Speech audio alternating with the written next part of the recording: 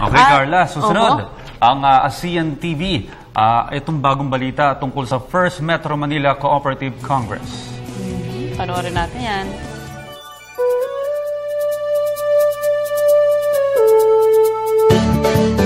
Mahigit 20,000 cooperatives o katumbas ng 5 milyong individual mayroon sa Pilipinas.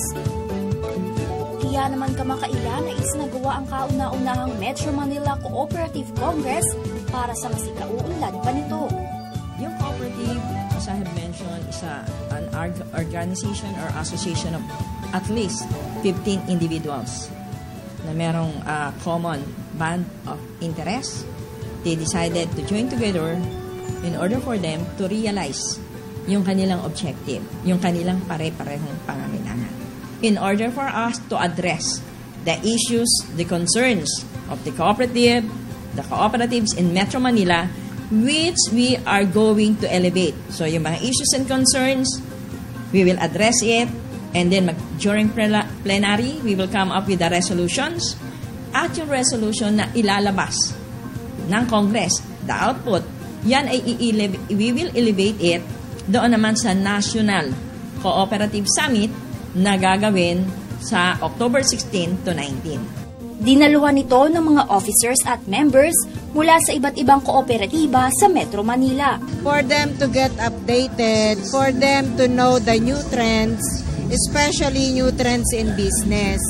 Ngayon, ang piniture namin dito is yung Vision 2020, which is actually a process of to institutionalize yung governance practice, good governance. Kasi yun yung essence ng Vision 2020 eh. At the same time, ginagawa rin yun para ma-internalize ng co-op yung importance ng officers, loyalty ng members, and also expansion of business. Isang malaking tulong ang bawat kooperatiba para sa mga pamilya ng miyembro nito, lalo na sa panahon ng pangangailangan. Marami-rami tayong mga miyembro ngayon at siguro mapagmamalaki natin yung cash liquidity ng cooperatives, no?